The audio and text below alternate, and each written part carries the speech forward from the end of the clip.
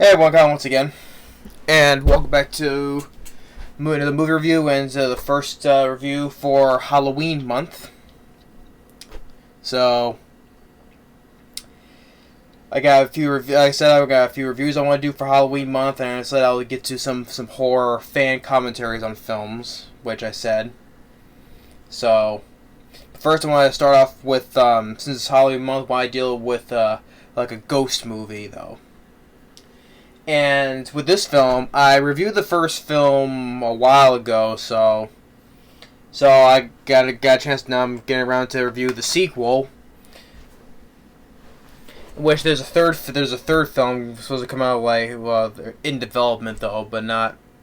They say in 2021 or something. I don't know. But I would say it's a very decent sequel. And that is kicking off for Halloween month, of starting off my review of The Conjuring 2. Once again, written and produced and directed by James Wan, which he was one of the several writers of the film though, but he also helped hand in writing it as well as hand in producing, but also come back as directing.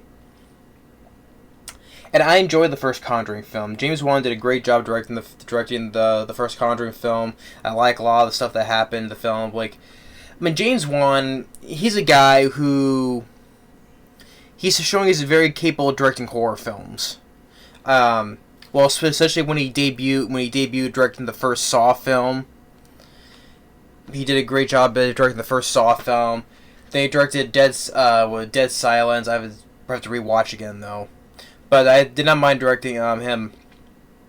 We did a thriller film, Death Sentence with Kevin Bacon, John Goodman. I remember not mind Death Sentence.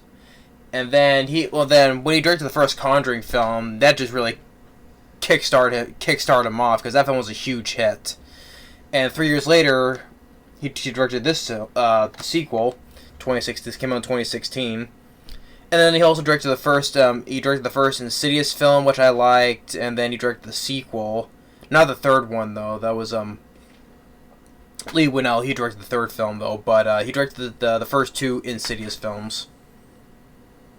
And then of course, when he directed Furious 7, I like Furious 7.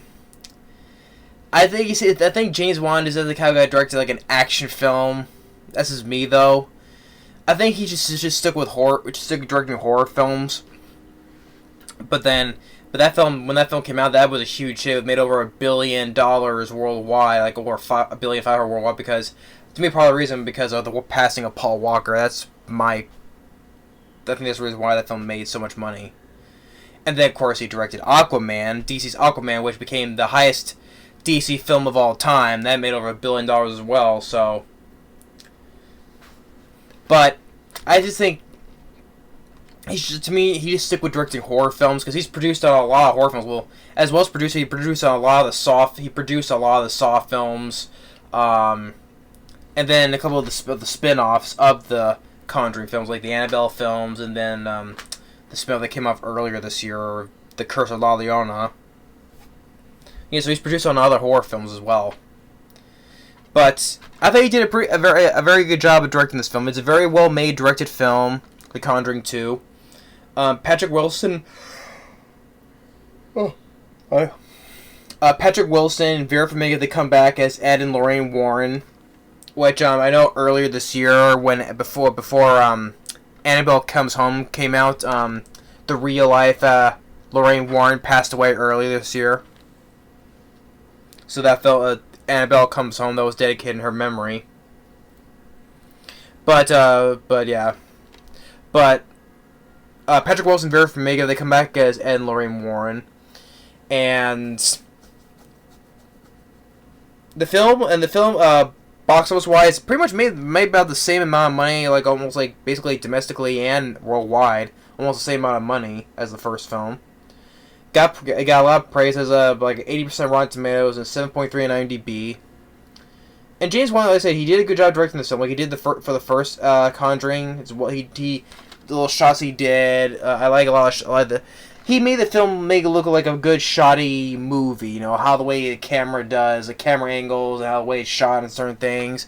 So he did a very well job on that.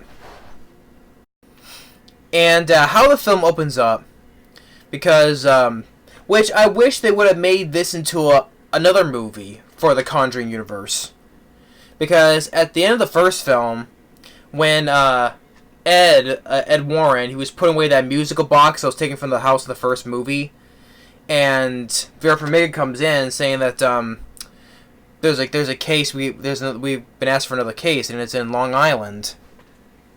Now, if anyone knows the name Long Island, New York, the famous story that came from there, and that is the Amityville horror.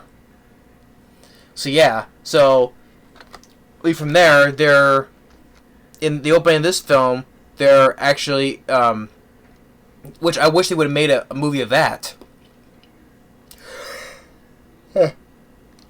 Sorry, this. I don't know why I'm yawning, because why? But, as I was saying, I wish they would have made a movie about that, and make a spin-off of that. Because when a film opens up, it, opens up from the shot from the famous two windows of the Amityville house, because they're reviewing about what happened after the murders of, in real life, how the real life of, when Ryan DeFeo murdered his whole family because he said he was hearing voices in his head coming from inside the house telling him to kill everybody. And then what to happen afterwards, happened with the Lutz family as well. So, in which, by the way, I like the original Amityville horror with James Brolin, the 2005 Michael Bay produced movie with Ryan Reynolds. That sucked. And many of the sequels suck as well. So, which I don't know how over the years how that franchise got how it got a franchise in the first place and got so many sequels. Was a one that was like about a haunted lamp, and then a mirror, and then I don't know. And I know the third one was in 3D. Because at the time they were doing 3D movies like Jaws 3 and Friday the 13th Part 3. But anyway, more on that though. But I like the way when Vera Farmiga is Lorraine Warren using her gift. She envisions herself as like when Ryan DeFeo murdered his family. She's like pretending like she's holding the shotgun. She's like cocking it, and then for showing the shots of the murder victims. I like the way that was shot as well.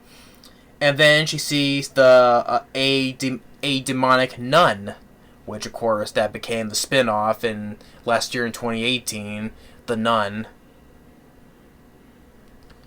But she sees a demonic nun. She, because because here's what Patrick Wills said: a piece of her gets taken when she does this stuff.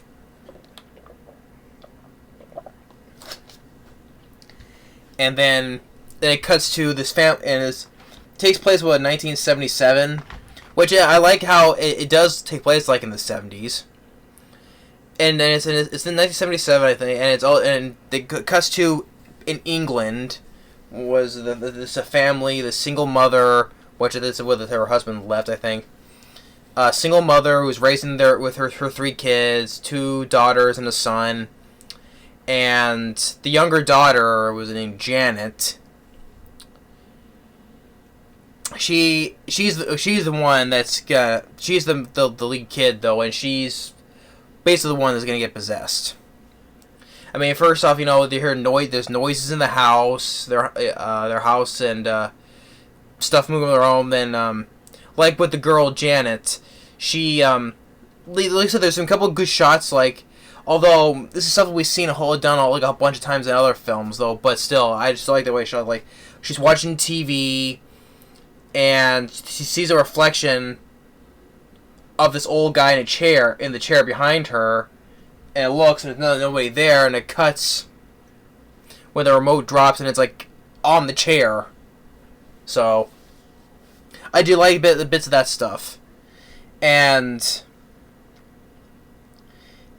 And then one of the, like, and those I have a little nitpicks that I have with the movie. That this is an over 2 hour movie, which I think it did not need to be over 2 hours. I think that's what make it a little bit slower. For me though, it's just for me. But because I know it's to focus on the next family that's being haunted. I get that though, but the Warrens, they're being shown little bits like, what was it, the first hour, I think. They're just they pop up now and then, because one time we see them on a TV show, because one person's talking to them saying, oh, like all the stuff, like there's no such thing as ghosts, or the typical person who does not believe in the supernatural, that all this is fake, it's a hoax. I mean, when I see people like that in supernatural movies, like, okay, you don't believe in all this stuff, but wait. I always thinking, wait till it happens to you, and then you'll be a believer. And then it ends up making yourself look like an ass. Like, oh, I said all this stuff that it wasn't fake, and then all of a sudden, boom, something happens. Then okay, I'm a believer. I apologize to everybody. I mean, I get that every time I see a person in one of these ghost movies and someone who does not believe in this stuff. I'm just thinking, just wait till it happens to you, then you just end up making an ass out of yourself.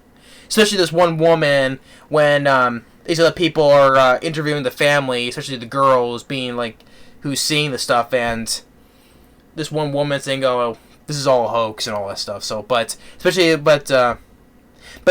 cuts back to the Warrens. They're on a TV show. One person doesn't believe in all this stuff, saying this is all a hoax, etc. And it cuts back to the family again, and like, with the son has like this tent set up, and one of those little creepy moments where there's this toy, like it's in the middle of the night, where he gets out of bed and he hears something, and then all of a sudden one of his toy trucks, toy fire truck, comes towards him, and then he sees like maybe something in the tent because it's pitch dark in there. He revs it up and pushes it back in the tent, and then something pushes it out again, and then the kid gets scared. Or one time where they have this little spinning thing, when it has like what was those things are called, where it has like shapes of figures inside the thing. When it spins really fast, it forms like the pictures are moving. And I liked the fact when it comes up, it's the Crooked Man, which I think they want to make a spin-off movie of that as well, the Crooked Man. And I like the way the design of the Crooked Man, how it's walking towards them and stuff. I like the Crooked Man. Like I say, James Wan, he knows how to direct like certain shots, making some eerie moments, like with the Crooked Man, or a scene with back with the nun, when back at home when Vera Farmiga, she's with her daughter and she's reading her book, she's looking at her Bible, I think, and then she's like writing down something in the Bible, which later on you'll find out it's a name, and then she goes into this room, like the room where Patrick Wilson he painted this image of the nun that he sees. And then when it cuts to the nun, when she sees the painting of the face of the nun, like, hold on a second, where is it? Yeah, here it is. Which I got the DVD. I just got the DVD of the nun. Think of this as the painting, right? It's like basically the face of this painting. And Vera Farmiga, she sees like the shadowy figure of the nun, but not showing the face. But the figure of the nun, but not showing the face, until it moves, like here, like me, like this, right behind the painting, giving it a face. And then the painting pops to the wall with the figure holding like this, and it's coming towards her. Like that, like shots like that, I thought was, that moment gave a little creepy aspect to it as well. So I did like that moments where it just also makes the painting pop out with the figure holding the face, like ah. So yeah, so I do give it like, although but at the same time though, it's like stuff we've seen done a lot of times in these type of horror films. It's like, okay, we've seen this type of stuff before though, but at the same time gives it some creepy aspect shots of it. So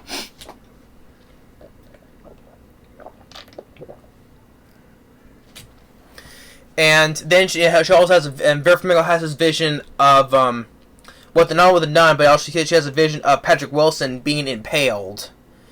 And well, first she doesn't tell him right away, no. Which I don't know why the first time though, but she does tell him later on. It's like, and he then when later he tells her and he goes, well, maybe how was it, like how he said it? Maybe we should just see how it goes, and you'll protect me, or vice versa. It was something like that though, but we'll just have to see how it happens.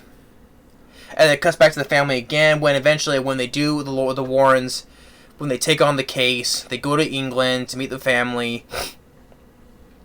And not only with that, when the people are interviewing, before that, other people are interviewing the girl who Janet.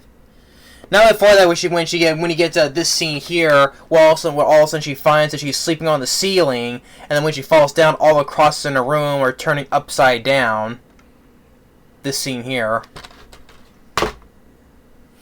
And then when the people are interviewing her, and then when she gets possessed, this old man, this ghost of this old man named Bill, I think Bill, who said this is his house that he used to live in, and that one chair that's sitting in the corner, that's his chair.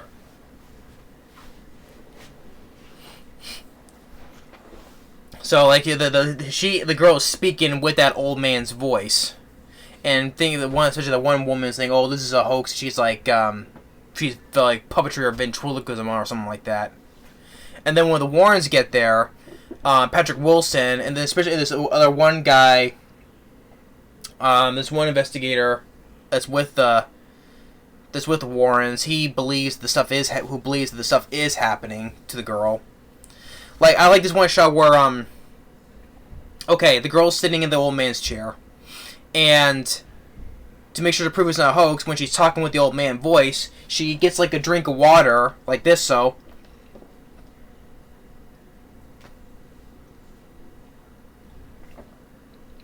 to prove that she's not faking it. So she has the water in her mouth without spitting it out, so they can prove that when the old man talks, she still has the water in her mouth, that she's not doing it. So, but right here, this is where the girl is, right? I like the way it's shot where I'm Ed Warren, because they don't want her to look. They want them to look at her, so they have their backs turned while the girl's sitting right here, and they're communicating with the old man. So I do like that. I like the shots of that as well. Was focus on him with his head turned this way, and the girl in the back is talking with the old man voice. So yeah, like I said, James Wan, he does a pretty good job showing different, making it a good shoddy film, with the angles and other aspects to it.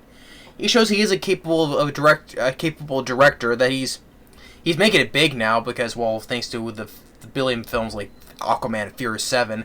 But I think he should stick with directing the horror films, because I don't think he's not.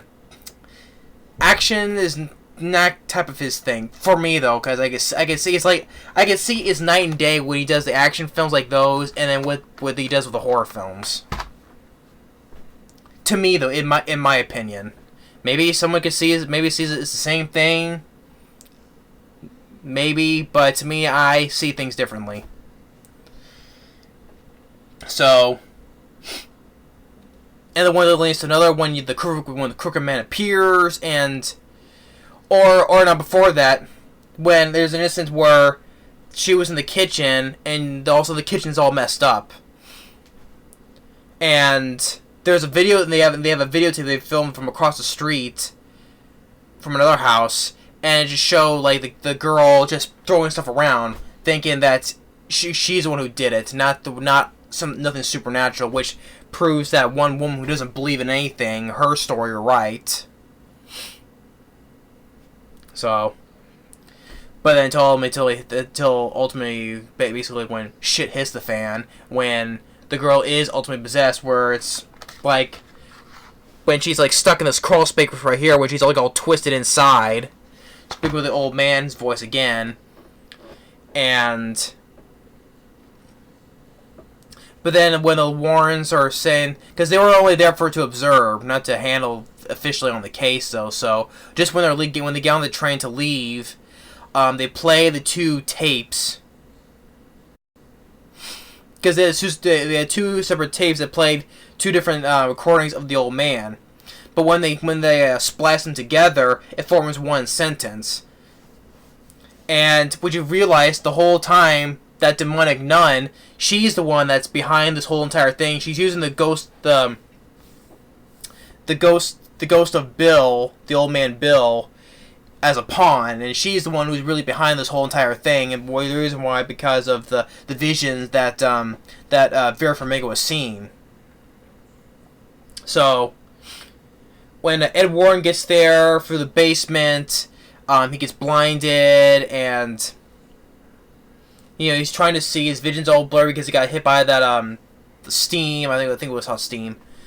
And then with when he upstairs, the girl, she's about to get thrown out the window, and he saves her, and then lightning strikes a tree, which is going to be that vision of how he gets impaled, and Vera Farmiga dealing with the nun, and which remember she wrote down in her book the name, the clue. It was supposed to be the clue of the nun's name. Was it Balak? Yeah. And then she says the same thing what Patrick Wilson said in the first film. By the powers of God, I condemn you back to hell. I mean, she just is alright saying that same thing, though, but to me, Patrick Wilson, I liked how he says it more in the first film when it was like, Bathsheba! By the powers of God, I condemn you back to hell! But here, Vera Farmiga, she says the same thing, but she does fine saying it too. Yeah, but I like how the way Patrick Wilson said it in the first movie. So then the nun disappears. Janet's back to normal, and Patrick Wilson is saved from being impaled, and the family is okay. And then when the Warrens head back to their home in America, Patrick Wilson takes that thing, that Spain thing where it shows the crooked man, that Spain thing. He puts another shelf right into that musical box from the first movie. That play that tune. Da da da da da da. Yeah, next to that musical box, and then you see the doll Annabelle in the back again. And then during the credits, it shows like in the real life, afterwards in real life, like the mom of that British family, like she died in that same chair, like how the old man was. And I guess they call this case, it's like the British version of Amityville, you can say. I think that's what it said there in the title credits. So. But yeah, sure, people say, this is, because also they say it says from the next true story from the case files of Ed and Lorraine Warren. So, and I think it is based on a true story, because they say, I look on this other stuff here, because Ed and Lorraine Warren, how it was in the first film was based on a true story. I know Annabelle, they say it was Annabelle. I meant the Amityville Horror. It's supposed to be based on a true story as well. So. And then. Yeah. And then, of course, when it led to the spin-offs of the Annabelle movies, and then The Nun, and I think they want to do The Crooked Man, too. Then the third Conjuring film. And then you got that spin-off of The Curse of La Llorona. Because, that film... It could have just been a standalone, generic ghost movie, but they say it's in the Conjuring universe because the guy who was the priest in Annabelle, I forget what the guy, Tony something, he's a guy who was from Stargate SG-1 and a couple of other stuff as well. He played the same priest as was in Annabelle. He told Linda Carletti, who played Velma from Scooby-Doo, he tells her that he had about his encounter with a possessed doll, and that was Annabelle. So if it wasn't for that character about the whole possessed doll from Annabelle, The Curse of La Llorona could have just been like a standard old typical generic ghost movie. But they said it's the next series in the Conjuring universe, so if that movie is in the Conjuring universe, that also takes place in the 70s as well. So, but yeah, I don't have that movie yet, but I'll eventually get it though. But getting back to this, but The Conjuring 2, I do enjoy the movie. The issues is this, that the two nitpicks I have is that this is over 2 hours. This is over 2 hours. I think they could have cut some of the running time down. If they didn't cut a little bit from the family, and I mean, because it felt a little bit slow, and plus the Warrens, they popped in like for the first half of the movie. They just pop in every now and again. I just wish they just immediately just go to the cage, just go to England. But of course they had to build up why the family's being haunted though. That's why.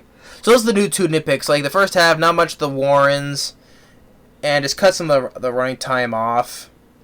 But other than that though, like I said, on the acting, like Patrick Wilson and Vera Farmiga, they do a really good job once again playing the Warrens like they did in the first movie.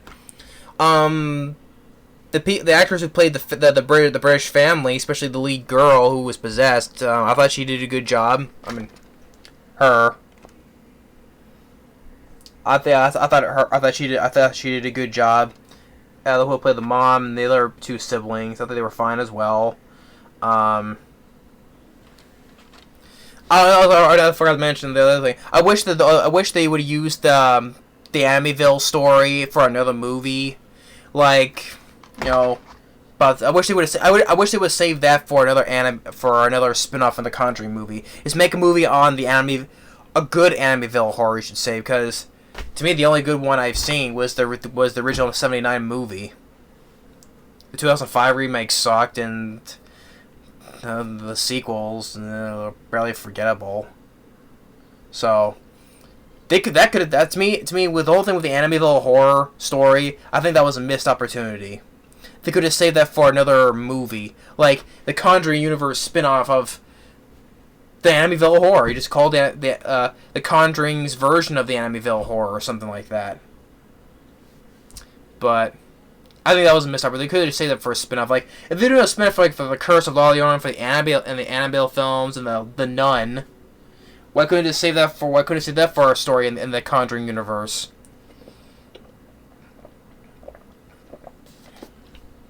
That's another nitpick though, but still. But anyway, yeah. But the acting was fine, especially for Ed Luring, Patrick Wilson, Vera Farmiga. They did a really good job. The family, especially the lead little girl, that she did a good job. James Wan, he did a really good job directing. Like I said, he knows how to handle some camera angles and making some decent shots. Like I said, like I mentioned, so he does a very capable job directing the sequel. The score by Joseph Becerra. I thought it was very decent, like what it was in the first movie. Yeah, like I said, the case they worked on, it's England's Amityville, as where it says in the back here. Yeah, it says it's England's Amityville horror story. Like I like the look of the design of the Crooked Man.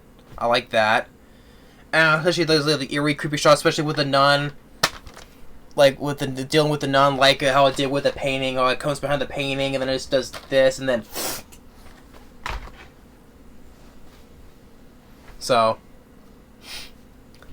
Now I didn't have that. Well, I got the DVD though, but I'll give it a shot though. But I think that the story is the interesting of the nun is. Well, I can't say that, so I will be willing to give it a chance. So, but then the Curse of La Llorona as well, and the Annabelle movies. Yeah, but I think James Wan does a good job making the first film, and then the second film. The second film. I don't think he's not directing the third film. I think it's the same guy who directed The Nun, I think, or was it Annabelle Comes Home? So. But yeah, but that's my thoughts on. Well, listen, I was never scared by the movie because I'm very scared. I'm not scared by horror films no more. No, I mean because it's for horror films like these, I expect it's predictable because the best thing they do to scare people nowadays is just the jump scares. Jump scares, I think, is an overrated usage for horror films to get people scared nowadays. I mean, you can't just have like good old fashioned like suspense and well, they do have creepy camera shots and stuff like that though. So I give it that though. But I'm just saying, it doesn't stop from other horror films having just jump scares. That's every single thing like other horror films nowadays. But well, there's certain jump scares I can. I think jump scares are now overused nowadays. So, but yeah, but that's my thoughts on the Conjuring. My thoughts on the Conjuring 2. Very decent sequel, and James Wan did a good job. If you notice, if anyone knows by now, for the spirit of Halloween, I got this Halloween blanket here. You know, Michael Myers. Well, this one is the blanket of Halloween 6, The Curse of Michael Myers, which that's a piece of shit sequel though. But just for the sake of the Halloween spirit, I got this this Halloween blanket here. Halloween 6, Curse of Michael Myers, yeah. But I'm just doing it for the sake of this because it's Halloween month. And also, you can see I got this here pillow of Michael Myers from the original Halloween, so you can see right there. So yeah, I'm still doing stuff that's sort of in the spirit of Halloween for Halloween month, so if anyone just notices. But yeah, but hope you enjoyed this review of my thoughts on the second film for The Conjuring 2. Good sequel, I would say. But thanks for watching, and stay tuned on the next review for Halloween month. Later.